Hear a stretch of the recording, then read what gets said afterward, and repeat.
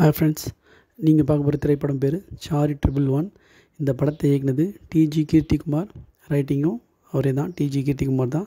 இது நடித்தவங்க பார்த்தீங்கன்னா பிரம்மாஜி, வெண்ணிலா கிஷோர், தகத்து ரமேஷ், சத்யா, முரளி சர்மா, பாவனி ரெட்டி, சுபலஷ்கர் சுதாகர், ராகுல் ரவீந்திரன், சம்யுக்தா விஸ்வநாதன்.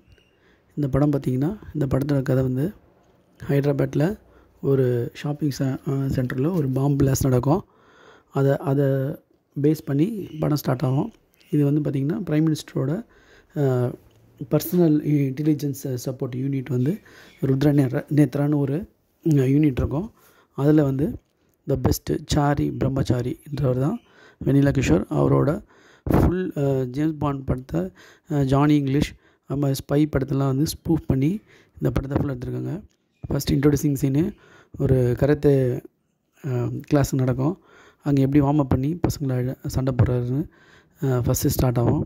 அதுலேருந்து அப்படியே அந்த மணி பெண்கிட்ட வந்து பேசுகிற மாதிரி அதே மாதிரி ஸ்டைலில் இருக்கும். ஆனால் அப்படியே ஃபுல் அண்ட் ஃபுல் காமெடியில் பண்ணியிருக்காரு.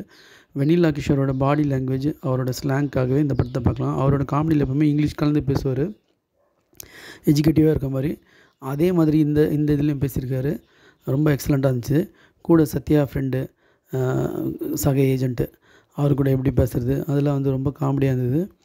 படத்தில் ஃபுல்லாக அந்த ஹீரோயின் கூட சண்டை போடுறது எல்லாமே வந்து கொஞ்சம் ஒரு சீனும் வந்து ஃபுல்லாக வயலன்ஸ் எனக்கு பிடிக்காது, ஆனால் வயலன்ஸ் அதனால தான் அவாய்ட் பண்ணுறேன், கேஜிஎஃப் ஸ்டைலில் பேசுகிறது எல்லாமே வந்து ரசிக்கிற மாதிரி இருந்தது.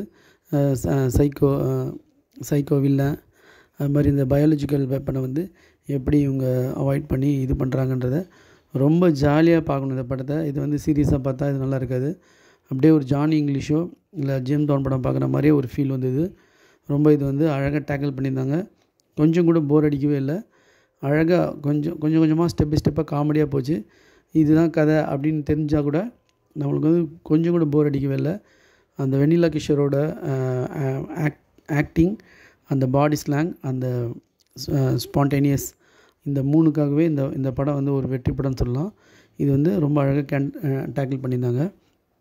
அடுத்தது சொல்லணுன்னா முரளி சர்மாவோட ஆக்டிங்கு ரொம்ப அழகாக இருந்தது. அவர் தான் நீ வந்து ஒரு காமெடி பீஸ் தான் அப்படின்ற மாதிரி அதை வந்து ரொம்ப சீரியஸாக பண்ணி அதை அழகாக அந்த இடத்த வந்து டேக்கிள் பண்ணிட்டாங்க. ஸோ இது ஒரு நல்ல படம். ஃபேமிலியோடு இந்த படத்தை பார்க்கலாம். இந்த படத்தை வந்து ரொம்ப ரசிக்கும்படியாக இருந்துச்சு. Thanks friends.